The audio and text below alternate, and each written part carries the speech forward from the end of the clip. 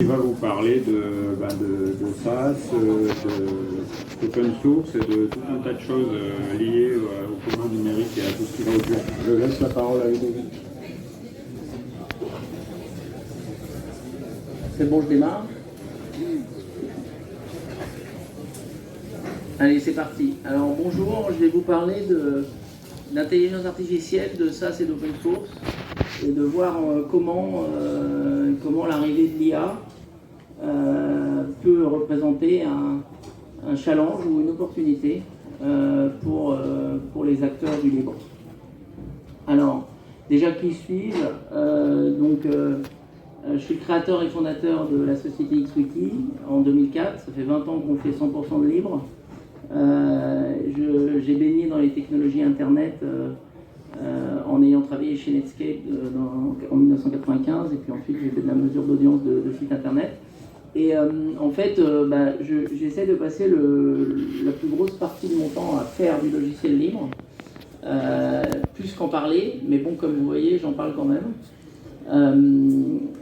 J'essaye de plus créer, de faire que chez XWiki on crée, plus que de parler, de dire qu'il faut absolument utiliser du libre, etc.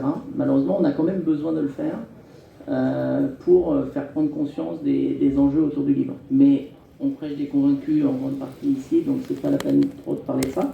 Mais donc je suis aussi membre d'organisations comme l'Appel, le Hub Open Source. Je suis aussi membre du board d'Open Food Facts. Et je suis même un petit actionnaire de Murena qui fait des très beaux téléphones libres, si vous ne les connaissez pas. Donc XWiki SAS, c'est une société française et européenne. On fait 100% de libre, on a 70 employés en Europe. On s'intéresse beaucoup à la souveraineté numérique européenne dans le domaine des applications collaboratives. On fait par exemple partie d'un projet en Allemagne qui s'appelle OpenDesk, qui vise à faire une suite collaborative libre complète qui permette de remplacer Office 365. Et la société XWiki, avec ses logiciels, fait 6,5 millions de revenus. Et on a pas mal de croissance depuis 2 ans. Je reviendrai là-dessus plus tard, comme exemple à mon propos. Alors on fait 2 logiciels, du knowledge management d'un côté, si vous ne connaissez pas, donc des wikis. Si vous ne faites pas de knowledge management dans votre société, je vous encourage à le faire. Et on fait une suite qui s'appelle CryptPad, qui est une suite chiffrée de bout en bout, qui a des intérêts aussi bien pour les organisations qui s'intéressent au traitement des données sensibles, mais ça peut être aussi utilisé par des individus dans leur vie personnelle pour protéger leurs données, partager des informations avec leurs amis au lieu d'utiliser Google Docs, par exemple. Et c'est protégé par du chiffrement. Alors, l'IA, pourquoi parler d'IA? Alors, en fait, moi, ce qui m'intéresse, un des aspects qui m'intéresse dans l'IA, c'est quels effets ça a sur le marché. Alors, quels sont les changements que ça génère sur le marché pour les développeurs d'applications? Alors, ce qu'on voit, c'est que quasiment toutes les applications commencent à rajouter des fonctionnalités d'IA dans leurs produits. Et donc, on parle beaucoup de ChatGPT, où on va poser des questions personnellement, mais moi, je ne pense pas, par exemple, que c'est là que la plus grosse consommation électrique va arriver. C'est beaucoup plus dans les applications, dans les logiciels, où on va aller mettre de l'IA qui va tourner en boucle derrière, pour essayer de faire votre travail à votre place, voire essayer de deviner ce que vous avez envie de faire, et pour essayer de le faire à votre place. Et ça risque de consommer bien plus que de poser des questions à ChatGPT. Donc ça génère aussi des nouveaux concurrents basés sur l'IA. On voit popper des applicatifs, et je vous ai résolu le problème du knowledge management ou du wiki avec IA First. J'ai mis de l'IA, alors j'ai toutes les autres fonctionnalités qui existent depuis 20 ans, je les ai pas, mais j'ai de l'IA, donc c'est nettement mieux que tout ce qui peut exister. J'attire beaucoup de monde grâce à ça, et donc quand on est éditeur de logiciels, on subit cette nouvelle concurrence de gens qui vont résoudre tous les problèmes du knowledge management par de l'IA, et donc il faut aussi s'adapter par rapport à cette concurrence. Alors qu'est-ce que ça veut dire? Ça veut aussi dire plus de R&D, plus de coûts, plus de prix. Et ça, en tant qu'utilisateur, il va falloir en prendre conscience. C'est-à-dire qu'en fait, si tout le monde se met à faire beaucoup d'IA, il y aura plus de R&D, parce que c'est compliqué. C'est pas si simple que ça de faire des fonctionnalités d'IA. Donc les logiciels vont augmenter de prix. Et il y a l'intégration du coup des LLM dans les produits. Alors là, il y a 2 méthodes. C'est soit le forfaitaire, soit à l'usage. Alors les GAFAM, si on regarde, ils vont plutôt sur le forfaitaire. Et je vais vous mettre ils ont commencé par, si vous voulez de l'IA, c'est 20 balles par mois de plus. C'est beaucoup, 20 balles par mois, et donc ils se sont rendus compte qu'il n'y avait pas grand monde qui était prêt à payer 20 balles par mois tout de suite, donc ils ont dit on va trouver une autre stratégie, et on va y venir sur cette deuxième stratégie. Mais l'idée c'est de dire je vais vous faire payer, je vais vous donner tout le LLM, je ne vous occupez pas de ce que ça consomme derrière, de l'usage réel que vous en faites, vous allez payer le même prix que vous l'utilisiez ou pas. Et ça c'est un truc qui est très important finalement dans le résultat. Et alors sinon, la deuxième méthode, c'est de faire la facturation à l'usage. Donc je paye que si j'utilise réellement. Et à chaque fois que je fais tourner le LLM, on compte le nombre de tokens et on paye à l'usage. Alors, qu'est-ce que ça va avoir comme effet? Une envolée des prix. Alors, en fait, ce qu'il ne faut pas oublier, c'est que de toute façon, dans le marché du SaaS et du logiciel, c'est pas nouveau que, en fait, on vous donne des services pas chers, voire gratuits. Et puis ensuite, on verra plus tard combien on va les faire payer. Et pour ceux qui connaissent eux-mêmes, c'est un peu... on va filer tout gratos, on va filer tout pas cher, puis un jour on va faire du profit, et au milieu on ne sait pas ce qui va se passer. Moi je vous le dis, ce qui va se passer, c'est l'IA. C'est que entre le profit et les services SaaS tels qu'ils sont proposés aujourd'hui aux utilisateurs, l'IA va être un truc énorme pour faire actuellement payer les utilisateurs. Alors comment ça va se passer? Exemple numéro 1, Canva. Donc la société Canva a annoncé il y a quelques semaines, maintenant, alors je cite parce que j'adore les phrases, j'aime beaucoup ces petites phrases, un beau travail marketing, alors peut-être qu'ils ont utilisé l'IA pour les faire, c'est possible. We are now updating the price for customers on this older plan to reflect our expanded product experience. Donc l'IA, ça résout tous les problèmes. On a rajouté de l'IA dans les produits et c'est tellement mieux que vous méritez de payer plus cher. Et donc il y a des gens qui payaient 5 utilisateurs chez Canva à 120 $ par an, et on leur a dit maintenant c'est 500. Plus 300%. Alors, ok, l'expanded product experience qui vaut 300% d'augmentation, on peut se poser la question. Alors je ne suis pas sûr que c'est l'IA qui fait cette augmentation de prix. C'est que de toute façon c'était prévu d'augmenter le prix. Ils avaient acquis les utilisateurs adoraient ces produits pas chers, c'est le business model du SaaS. On vous donne des choses et un jour on vous fait passer à la caisse. Et le truc c'est que l'IA sert d'excuse ici pour faire une augmentation de prix et comme par hasard, il n'y a pas d'option sans IA. C'est-à-dire si vous vous dites moi j'en ai pas besoin de ces fonctions, vous payez quand même. Deuxième exemple, Microsoft. Need help with meal preparation for the week with Copilot in Word? Just enter your dietary preference and servings and Copilot will create a polished receipt ready for your kitchen. C'est super, on peut trouver des recettes, c'est super, on est désolé, vous allez devoir le prendre. Donc avant c'était une option. Alors on parle de Microsoft pour usagers personnels, donc c'est pas encore pour les entreprises, mais de mon point de vue ça va venir. Plus 43% sur Microsoft 365 personnel, et encore vous avez que 60 crédits d'IA. C'est-à-dire qu'en gros, si vous l'utilisez trop, non, ça ne va pas marcher. Parce qu'on a quand même un peu peur que ça nous coûte trop cher. Possibilité de revenir au plan classique pendant une durée limitée, on ne sait pas trop ce que ça veut dire. C'est bon, si vraiment vous êtes fâché, on va quand même vous laisser le prix que vous aviez avant, mais en fait, ça ne va pas durer. Et la question qui est finalement extrêmement importante, parce que finalement pour les usagers personnels, on peut dire c'est pas très grave, qu'ils se démerdent, les usagers personnels. La question c'est est-ce qu'ils vont faire ça pour toutes les entreprises de la Terre? Alors l'augmentation qu'ils ont fait, c'est je crois 3 $ par compte utilisateur par mois. Et c'est une augmentation de 43%, donc c'est quand même pas négligeable. Alors troisième exemple, Google Workspace. Donc ça date d'il y a 2 semaines. Alors j'avais candidé à cette présentation il y a plus longtemps, mais l'avantage c'est qu'entre-temps, ils m'ont rajouté des arguments, puisqu'ils l'ont fait ce que je voulais dire qu'ils allaient faire. Et donc, alors libérer le potentiel humain en mettant l'IA au travail. Alors franchement, c'est superbe. Donc en plus, c'est l'humain qui est au centre du truc, et c'est l'IA qui va travailler à votre place. 18% d'augmentation par utilisateur par mois, 2 € par utilisateur par mois, et là c'est pour les entreprises. Donc c'est pour toutes les entreprises, obligation d'utiliser, pas de possibilité de refuser. Ils ont en plus lancé le truc sans prévenir, c'est-à-dire que du jour au lendemain, tous vos employés avaient l'IA, même si vous ne vouliez pas, et vous n'aviez pas d'option pour le désactiver. Bon, entre-temps, ils sont revenus à la raison, et on peut désactiver si on ne veut pas l'IA. Bon, par contre, on la payera quand même. Donc est-ce que c'est vraiment normal? Et quid de l'usage des LLM derrière? Alors le problème, c'est que tout ça, on pourrait dire, bon, 20%, ça va, allez, c'est pas grand-chose, quoi. Et en plus, on aura l'IA, c'est pas cool, on pourra faire plein de choses, etc. Mais le problème, c'est que c'est que le début. Moi, je pense qu'on est très très loin de ce qui va se passer globalement autour de ça. Parce que le futur de l'IA, ce sont des agents qui tournent en boucle. Donc ce que je disais, c'est pas on clique pour faire une fonction d'IA et ça fait travailler le moteur d'IA derrière. Le futur de l'IA, c'est ça fait des trucs en boucle derrière et ça vous propose des choses derrière.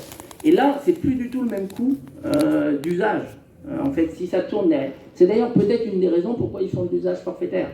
Parce qu'en fait, s'ils font un paiement à l'usage, ben, ils vont avoir du mal à faire ces fonctionnalités qui tournent en boucle derrière.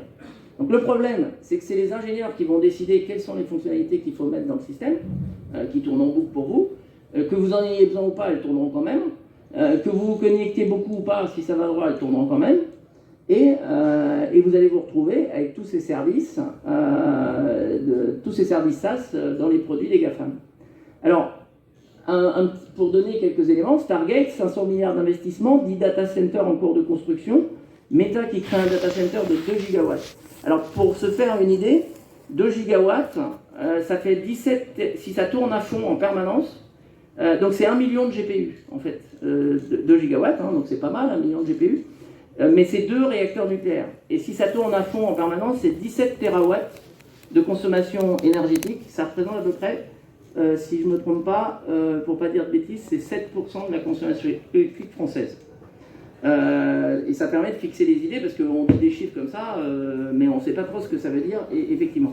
Alors 7% de la consommation électrique française, la question c'est quel va être l'effet macroéconomique, parce que si on commence à faire ça, est-ce qu'on aura vraiment assez d'électricité pour faire tourner ça? Donc la France a elle-même annoncé 100 milliards d'investissements sur l'IA, la construction de ses propres data centers.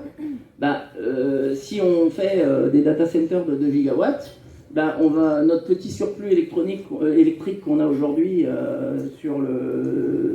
sur les centrales nucléaires, qu'on vend à l'Allemagne et qui nous fait des petits revenus d'export, il va vite disparaître. Et puis surtout, on ne va pas pouvoir l'utiliser pour la transition écologique pour les voitures. Donc ça pose plein de questions. Donc il y a quelques études qui prédisent que le secteur de l'informatique va passer aux États-Unis, on parle de 4% de l'usage électrique dans le pays, à 25% pour les data centers. Et là, on se rend compte que l'effet, il va être non négligeable. Et donc, alors, pourquoi j'ai mis ça? Ça devrait quand même appeler une réflexion aux citoyens, parce que ça va avoir des vraies questions pour les citoyens sur est-ce que je vais payer mon chauffage plus cher ou est-ce que je vais payer mes lampes plus chères parce que tout le monde veut acheter l'électricité pour faire de l'IA. Et puis la deuxième raison, c'est que ces 25% de consommation électrique, ils vont se retrouver dans la facture des GAFAM. Il n'y a pas de secret, quoi. Si c'est utilisé pour les services, derrière, c'est forcé que ça va augmenter les prix. Et donc, alors la question, c'est est-ce qu'on fait ça pour un bénéfice? Donc, est-ce qu'il va y avoir une envolée de la productivité? Alors, c'est difficile à répondre à cette question. En fait, on peut augmenter la productivité des employés par un certain pourcentage. Mais pour une tâche spécifique, pas pour n'importe quelle tâche, et peut-être pour certains employés. Donc la question, c'est effectivement, est-ce qu'on va vraiment augmenter la productivité de tous les employés des sociétés? Moi, quand j'essaye de réfléchir en tant que patron, est-ce que je peux vraiment utiliser l'IA dans mon travail? J'ai quand même pas mal de problèmes, hein, parce que le problème d'un patron, c'est de prendre des décisions. Et les IA, elles sont très très mauvaises à prendre des décisions. Elles vous racontent des trucs, chèvre et chou, machin, mais elles prennent aucune décision. Donc elles ne vont pas remplacer vraiment le boulot du patron. Donc déjà, il y a tout un tas d'employés pour qui ça ne va pas marcher. Alors peut-être ça peut marcher pour faire du marketing et écrire des textes plats, mais en même temps, on a vu aussi que si ces textes ils sont de moins bonne qualité, ils vont aussi être de moins en moins efficaces en termes de marketing. Pareil pour le code.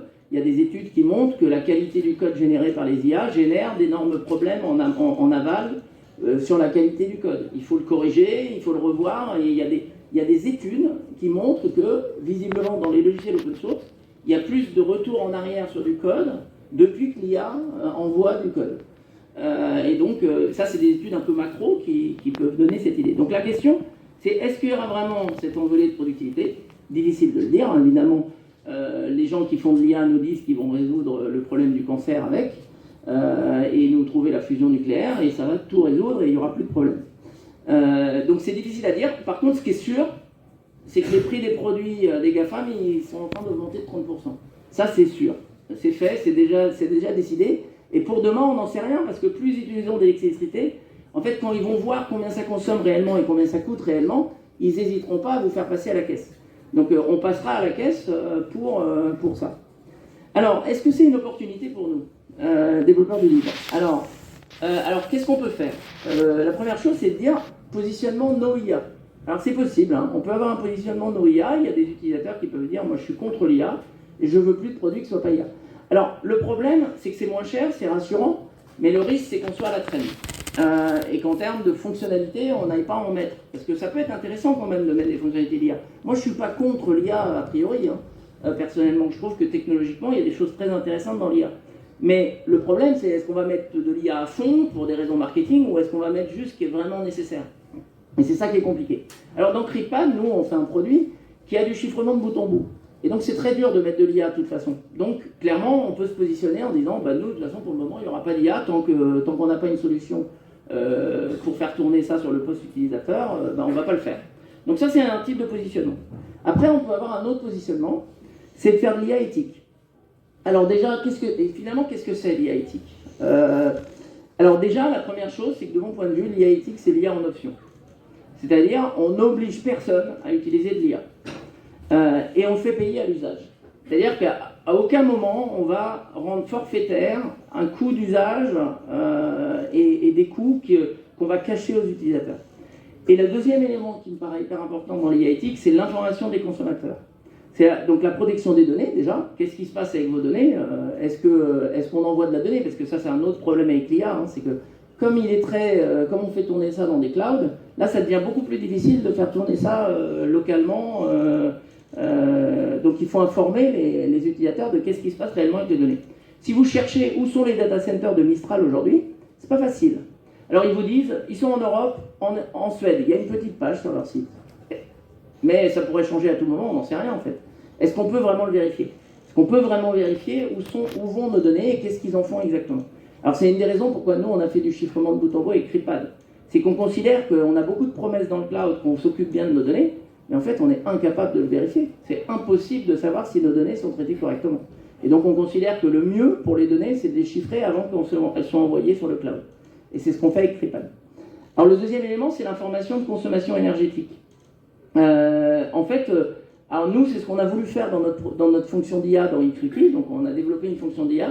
Et ce qu'on voudrait vraiment faire, mais c'est super difficile à faire, on n'a pas encore trouvé toutes les solutions pour le faire, c'est de vous dire à chaque fois que vous l'utilisez, combien de CO2 ça a généré, combien de consommation électrique ça a généré, et combien ça a coûté à chaque fois. Et donc, alors Nextcloud a fait quelque chose d'assez intéressant là-dessus, avec des indicateurs et des couleurs, pour vous dire, bah, là vous êtes en train d'utiliser l'IA ChatGPT, bah, elle est moins éthique parce que ça envoie des données aux États-Unis, et puis celle-là, là, si vous utilisez ça, c'est déjà un peu plus, etc.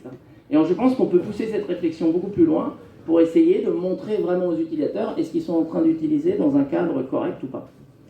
Le prix, donc l'opportunité, il y a une vraie opportunité de prix.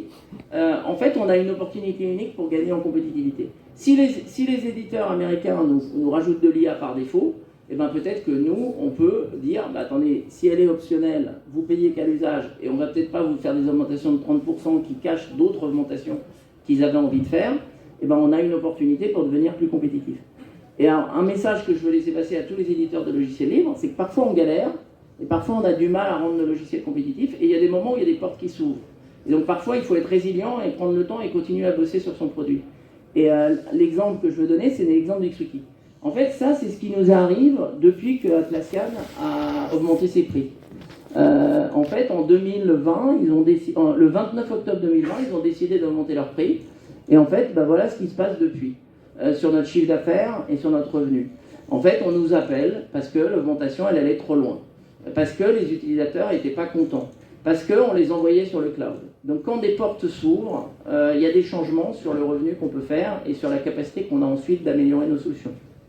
Et donc, l'open source est une vraie réponse effective au lock-in des éditeurs propriétaires. En fait, on peut vraiment avoir des portes qui s'ouvrent et des possibilités d'augmenter et de gagner en compétitivité. Parfois, il faut savoir aussi être résilient et attendre. XWiki, ça existe depuis 20 ans.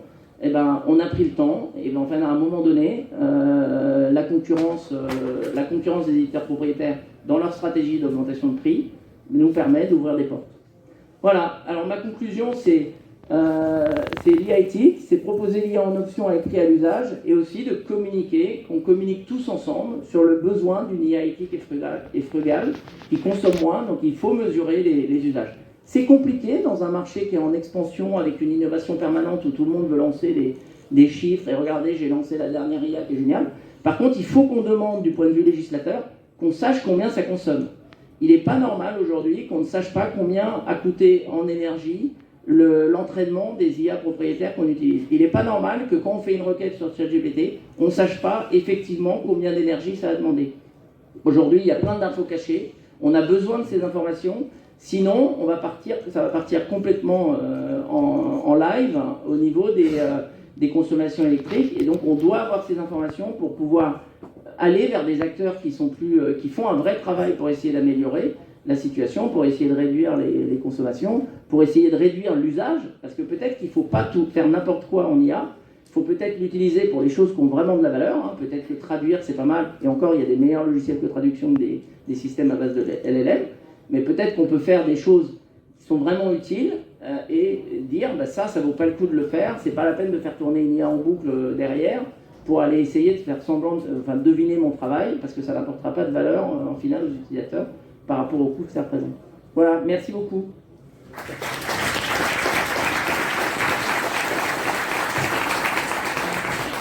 Et pour ceux qui aiment la liberté, ces slides ont été faits avec CryptPad, avec le module qui permet de faire des slides compatibles Office sur CryptPad. Si j'avais su, je les aurais mis sur Office.